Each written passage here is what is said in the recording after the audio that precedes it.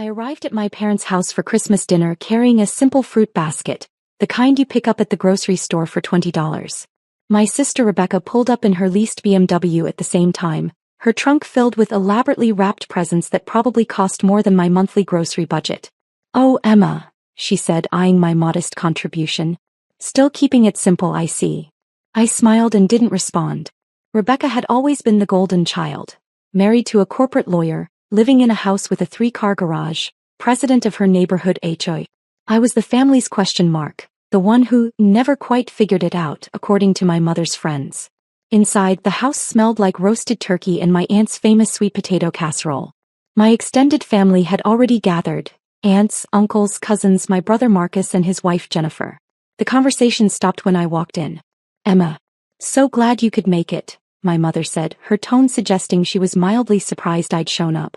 "We weren't sure if you'd be too busy with your projects." "Wouldn't miss it, Mom," I said, setting the fruit basket on the counter next to Rebecca's tower of gifts.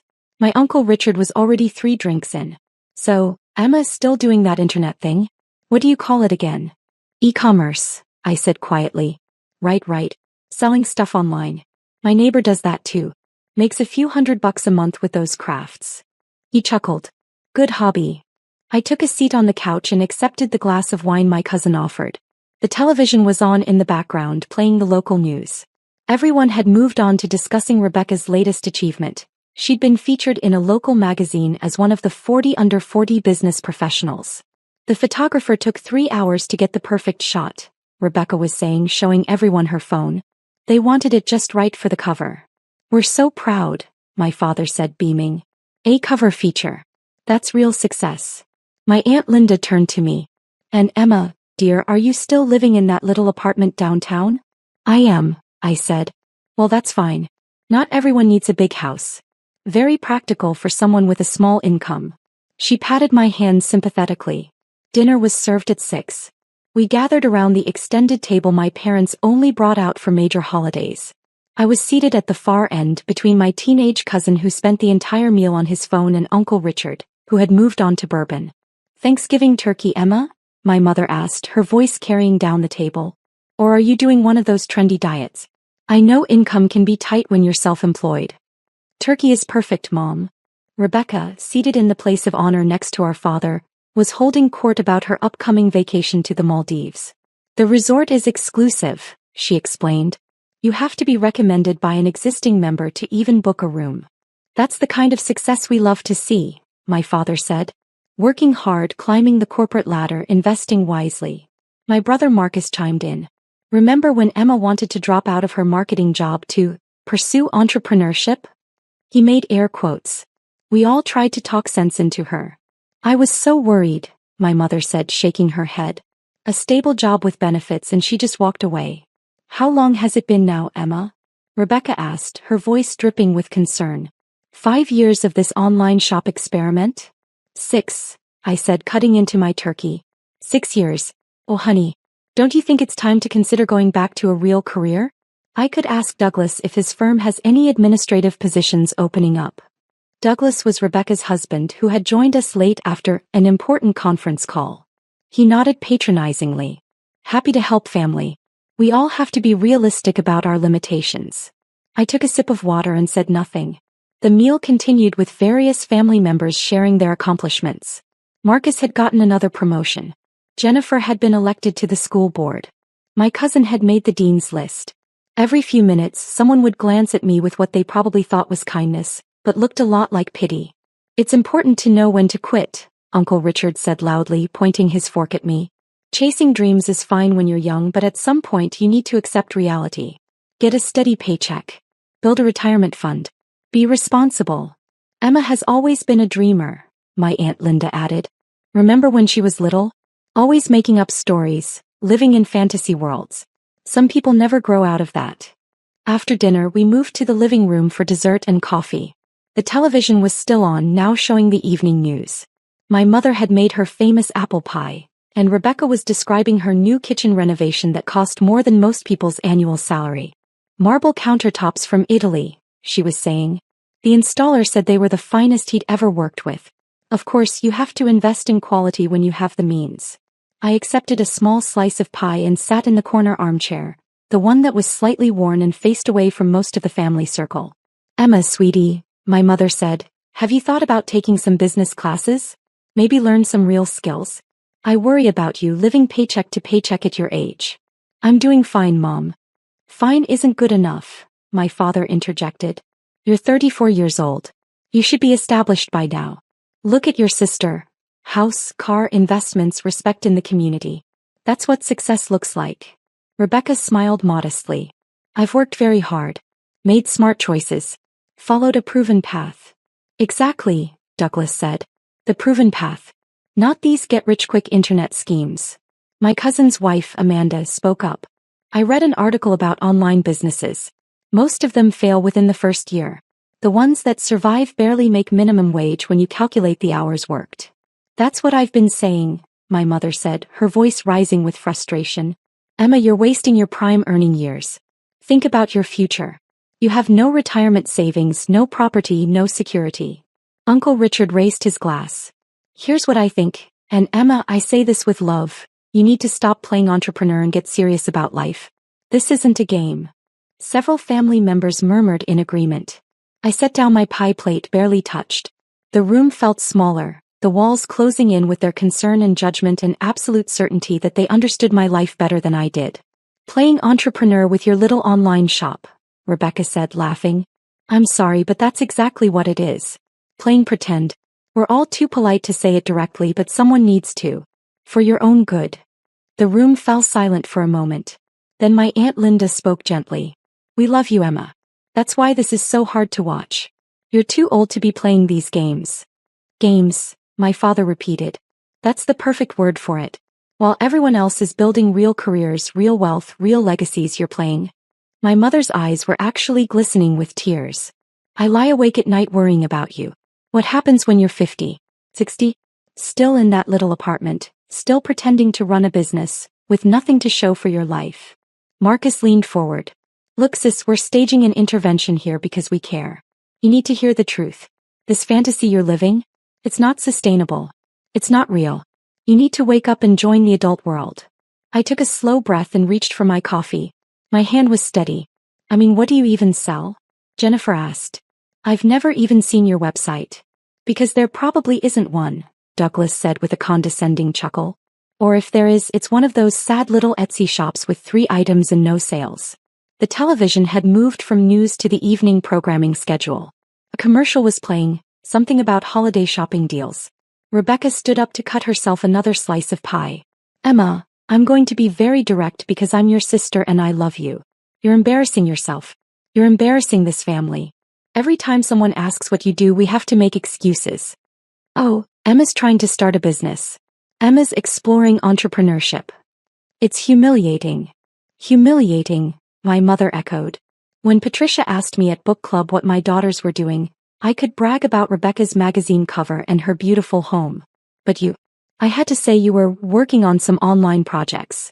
I could see the pity in her eyes. My father set down his coffee cup with more force than necessary. This stops now, Emma. New Year's resolution, you're going to get a real job. I don't care if it's entry level. At least it'll be legitimate. I could probably get you an interview at my company, Marcus offered. They're always looking for people in customer service. It's not glamorous, but it's honest work. Real work. The commercial ended. The television screen showed the beginning of a new program. The local news magazine show that ran special features on Saturday evenings. Tonight on News Center Special, the announcer's voice rang out, an exclusive look at one of the most extraordinary business success stories of the decade. How a young entrepreneur turned a simple idea into a global empire worth billions. No one was really listening. Rebecca was describing her upcoming performance review where she expected another raise. Uncle Richard was refilling his bourbon. My mother was collecting dessert plates. Our feature tonight, the television continued, focuses on Emma Chin, the elusive founder and CEO of Lux Global Holdings, whose revolutionary approach to sustainable luxury goods has disrupted the entire retail industry. My mother dropped a dessert plate. It didn't break, but it clattered loudly on the coffee table. The screen filled with an aerial shot of a massive corporate campus, all glass and steel and manicured gardens. The caption read, Lux Global Holdings Headquarters, Shanghai. What? My father started. That's Emma's name, my cousin said slowly. Rebecca's face had gone pale. That has to be a different Emma Chin. Common name. But the screen had changed to show a photograph. Me in a tailored business suit, shaking hands with the president of France at an economic summit. The caption confirmed it. Emma Chin, 34, founder and CEO Lux Global Holdings. The reporter's voice filled the silent room. Emma Chen's story is one of vision, secrecy, and extraordinary execution. 6 years ago, she quietly left her corporate marketing position to pursue what her family thought was a small online retail experiment. What they didn't know was that Emma had spent the previous 3 years developing proprietary sustainable manufacturing technology and building relationships with eco-conscious suppliers across 18 countries. The screen showed factory floors, vast and modern, with workers assembling luxury handbags, shoes, accessories. Within 18 months, the reporter continued, her company had secured contracts with major department stores across Asia. Within 3 years she had expanded to Europe and North America. Her revolutionary approach, combining luxury craftsmanship with sustainable materials and ethical labor practices, resonated with millennial and Gen Z consumers who demanded both quality and conscience. My uncle's bourbon glass was frozen halfway to his mouth. The program showed footage of Lux Global products in high-end stores in Paris, London, Tokyo, New York. The items were beautiful. Handbags that cost thousands, shoes that celebrities wore on red carpets, accessories that had waiting lists months long.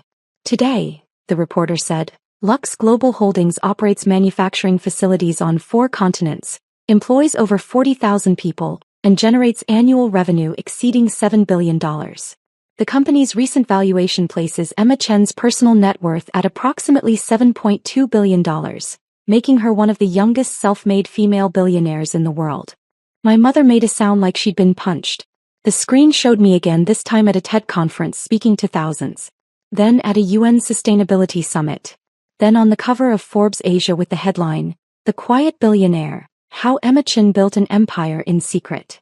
Chin is famously private, the reporter explained. She rarely gives interviews, avoids social media, and has never publicly disclosed her wealth to friends or family. Those closest to her had no idea of the magnitude of her success. Rebecca's mouth was opening and closing like a fish. Tonight's special will take you inside Emma Chen's empire, the announcer said. We'll tour her facilities, speak with her executive team, and explore how she managed to build a multi-billion-dollar global company while maintaining almost complete anonymity in her personal life. That's tonight at 9, right here on News Center Special. The program cut to commercial. The silence in the room was absolute. Then everyone started talking at once. That can't be real. The same Emma Chin. $7 billion. This is our Emma. My father stood up, his face red. Emma. Is this true? Is this real? I set down my coffee cup carefully. Yes. You own. My mother couldn't finish the sentence. Lux Global Holdings, I said quietly. Yes. Marcus had his phone out, frantically Googling. Oh my God. It's all true. Emma, you're on the Forbes billionaire list. Number 847 globally. Your worth. It says here $7.2 billion. Rebecca had gone from pale to bright red. You sat here and let us mock me, I said gently. Yes. Douglas was scrolling through his phone, his hands shaking. Lux Global just announced a new sustainable fashion initiative with the European Union. Grant funding of €200 million. Emma, you met with the EU Commissioner last month. I did, I confirmed. My Aunt Linda was crying. Actual tears. We thought you were poor. We thought you were failing. I know. Uncle Richard drained his bourbon in one gulp. That apartment you live in. Why would you live in a regular apartment if you're worth billions? I like the apartment, I said. It's comfortable. Close to my favorite coffee shop. My mother sat down heavily. The fruit basket. You brought a $20 fruit basket when you're worth $7 billion. I like fruit baskets, I said. The television commercial ended and the news anchor returned. Just a reminder. Our exclusive special on billionaire entrepreneur Emma Chin airs tonight at 9. We'll have unprecedented access to her corporate empire, including interviews with her executive team and a rare sit-down with Chin herself. Stay tuned. My father's voice was barely a whisper. You gave us an interview. You gave the news an interview, but you never told your own family. They asked questions about business, I said.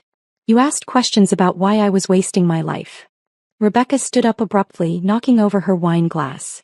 Red wine spread across my mother's white tablecloth like blood. This is insane. This is absolutely insane. You're telling me that for 6 years, while we all pitied you, while we tried to help you, while we worried about you, you were secretly a billionaire. Yes. That's sick. Rebecca's voice cracked. That's genuinely sick, Emma. What kind of person does that? The kind who wanted to see who really cared about her versus who cared about her success, I said calmly. Marcus was still scrolling. You donated $500 million to environmental causes last year. You endowed scholarships at 15 universities. You're building hospitals in developing countries. Emma, you're a philanthropist. A major global philanthropist. That money should be helping your family. Uncle Richard burst out. Your own flesh and blood. I looked at him steadily. Why? So you could buy more bourbon? So Rebecca could renovate her kitchen with even more expensive marble. How dare you, Rebecca hissed. My mother was scrolling on her phone now too, her face growing paler with each swipe. You spoke at the World Economic Forum in Davos. You had dinner with heads of state. You own properties in 12 countries. Emma, you own an island. 2 islands, I corrected. The second one is smaller. I use it for marine conservation research. My father sank back into his chair. All those times we tried to help you. Offered you jobs. Offered you money. I remember, I said. Jennifer spoke up, her voice shaky. Last Christmas. I gave you a gift card to Target because I thought you needed help with groceries. I used it, I said. Bought some nice towels. Thank you. Douglas was pale. My firm. I offered you an administrative position at my firm. I'm a lawyer making $300K a year and I offered you. Oh God. It was kind of you to offer, I said. Amanda, my cousin's wife, was reading from her phone. Business Insider calls you the most underestimated entrepreneur of the decade. Fortune says you're rewriting the rules of sustainable luxury. The Wall Street Journal has a profile calling you the billionaire next door, because you're so normal in your personal life. I am normal, I said. Normal. Rebecca shrieked. You're worth $7 billion. You employ 40,000 people. You're on the UN Advisory Council for Sustainable Development. That's not normal. The wealth isn't normal, I agreed. But I am. Same person I was 6 years ago. Same person I was this afternoon when you were all explaining my failures to me. The doorbell rang, making everyone jump. My mother, moving like she was in a dream, went to answer it. She returned followed by a man and woman in professional attire, carrying expensive-looking camera equipment. Miss Chin, the woman said, smiling at me. I'm Sarah Winters from News Center. We spoke last week about getting some B-roll footage of you in a casual family setting for tonight's special. I hope this is still a good time. The room erupted. You planned this, my father said. The news crew knew, my mother added. I stood up. I told them I'd be with family for Christmas. They asked if they could film a few minutes of normal family interaction for the special. Humanize the story. Humanize, Marcus repeated, sounding dazed. Sarah was setting up her camera, completely professional. We'll just need about 5 minutes. Very casual. Just Emma with her family, showing that despite her incredible success, she values her roots and maintains close family connections. The irony was so thick you could cut it with a knife. We can't, Rebecca said, panicking. We can't be on camera. Not now. Not after. After spending the last 3 hours telling me I was a failure? I suggested. Douglas had his lawyer face on, calculating. Emma, perhaps we should discuss. Miss Chin, Sarah interrupted, we're on a tight schedule. The special airs in 3 hours and we still need to edit. Could we get started? I looked around the room. My family stared back at me, shocked, horrified, calculating, ashamed. Actually, I said, I don't think this is the right setting after all. My family seems to be processing some unexpected news. Sarah glanced around, reading the room with a journalist's sharp eye. I understand. Should we reschedule? No need, I said. You have plenty of footage from the corporate campus, the factory tours, the executive interviews. This. I gestured at my frozen family. Isn't necessary. If you're sure, Sarah said, already packing up, sensing a story she couldn't report. After the news crew left, the silence returned.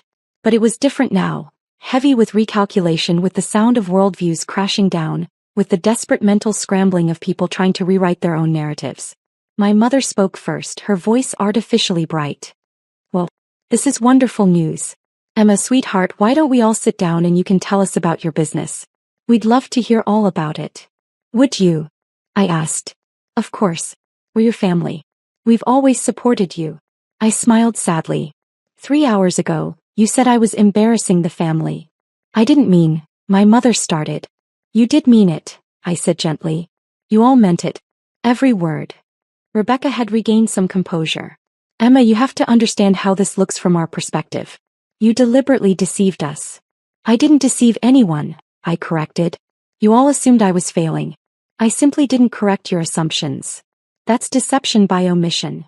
Rebecca's voice was rising again. Is it? I asked. When you got your HOA presidency, did you tell me every detail of the campaign? When Marcus got his promotions, did he explain every career move?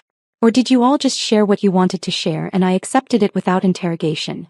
Marcus shifted uncomfortably. That's different. How? Because you're worth billions. That's relevant information. Relevant to what? I asked. To whether you respect me? Clearly yes.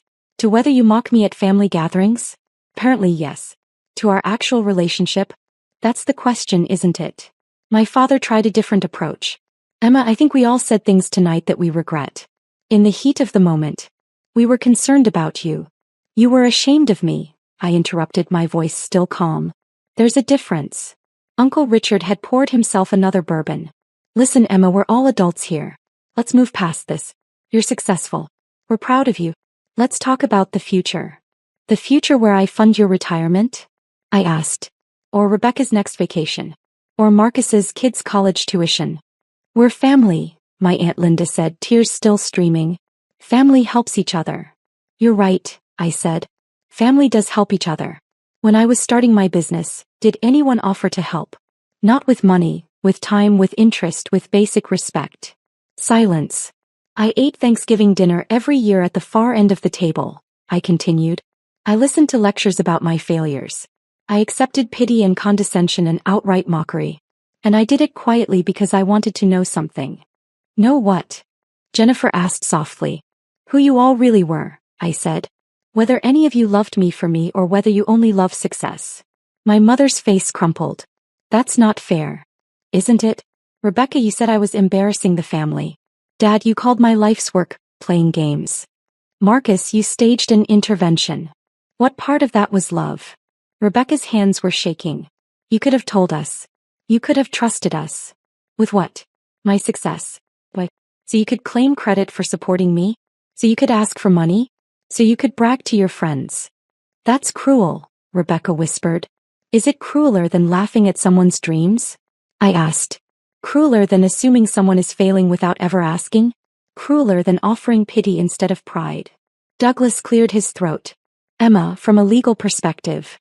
I have excellent lawyers, Douglas, I said. Among the best in the world. If you're about to offer your services, I'm not interested. His face reddened. My phone buzzed. I glanced at it. A message from my executive assistant. The news special is starting, I said. If you want to watch it, you're welcome to stay. If not, I'm leaving after it's over. No one moved. I turned up the volume on the television. The news center special logo appeared, followed by dramatic music and sweeping shots of my corporate headquarters. For the next hour, my family sat in stunned silence as the program revealed the full scope of my empire. The factories that employed thousands. The sustainable practices that had won international awards. The charitable foundation I'd started that had donated over $1 billion to environmental and educational causes. The partnerships with governments and NGOs. The innovation labs developing new materials. The employee programs that offered full healthcare, education benefits, and profit sharing. They showed footage of me speaking at conferences, touring facilities, meeting with world leaders. They interviewed my executive team. Impressive people with Harvard and Oxford degrees who spoke about my vision and leadership with genuine respect. They covered my personal life delicately. The modest apartment, the lack of social media, the quiet lifestyle. Emma Chin, the reporter said, is perhaps the most private billionaire in the world. She drives a 5-year-old sedan. She shops at regular grocery stores. Her neighbors have no idea who she is. By all accounts, she's the same person she was before her extraordinary success. The special ended with footage of me at a ribbon-cutting ceremony for a new hospital in Cambodia, funded entirely by my foundation. Children were laughing, running around. I was kneeling in the dirt talking to a little girl, no security detail visible, no cameras, just a genuine moment that someone had captured. Emma Chen, the reporter concluded, proves that extraordinary success doesn't require an extraordinary ego. In an age of influencers and self-promotion, she's built an empire in silence. And perhaps that's the most remarkable thing about her story. The credits rolled. The room remained silent for a long moment. Then my mother spoke, her voice broken. You built a hospital. 12 hospitals, I corrected quietly. So far. And you never told us, my father said. You never asked, I replied. In 6 years, not one of you ever asked me a single genuine question about my business. You all assumed, mocked, and moved on. Rebecca was crying now. I called your work playing pretend. You did. I'm so sorry. Are you sorry for what you said or sorry that you were wrong? I asked. She didn't answer. I stood up. I'm going to go now. Emma, wait, my mother said, standing. Please. We need to talk about this. As a family. A family. I looked around the room. Is that what this is? Because for 6 years I felt like an outsider at these gatherings. The disappointing daughter. The failed entrepreneur. The one you all pitied. We didn't understand, my Aunt Linda said.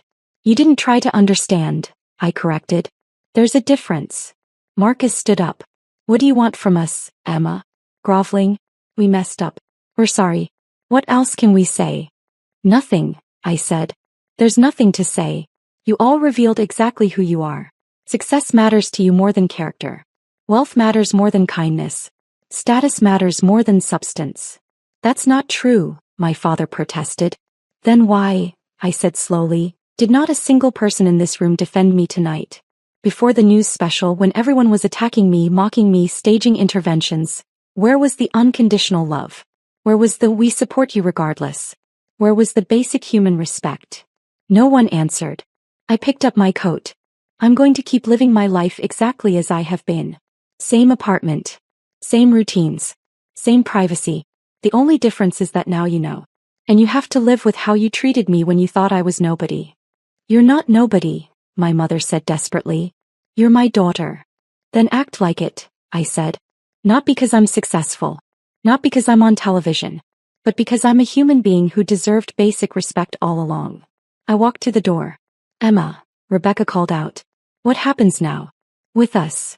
I paused, my hand on the doorknob. That's up to you. You can continue treating success as the only thing that matters. Or you can take a hard look at why you treated a family member so poorly for so long. Either way, it's your choice. Will we see you again? My mother asked, her voice small. I don't know, I said honestly. I need some time to think about whether I want to keep subjecting myself to judgment and mockery. Even billionaires have feelings, Mom. Maybe especially billionaires who remember what it felt like to be treated like a failure by the people who were supposed to love them most. I opened the door. The cold December air rushed in. Merry Christmas, I said, and then I left. Behind me, I heard my mother start to sob. I heard my father trying to comfort her. I heard Rebecca saying something about calling me tomorrow, about fixing this, about family. But I just walked to my car, my modest 5-year-old sedan that was paid for in cash but had never impressed anyone, and drove away. My phone started buzzing before I even reached the highway. Texts from family members. Calls coming through. I silenced it all. Instead, I called my executive assistant. Hi, David, I said. Did the news special air well? Perfectly, he said. We're already seeing upticks in brand interest. The PR team is fielding interview requests from major outlets. It's exactly what we hoped for. Good, I said. And the Q1 expansion plans? Ready for your review Monday morning. The Tokyo facility is ahead of schedule. The Mumbai partnership agreements are finalized. We're projecting 18% growth. Excellent work. I hung up and drove through the quiet streets. Christmas lights twinkled in windows. Families gathered in warm homes.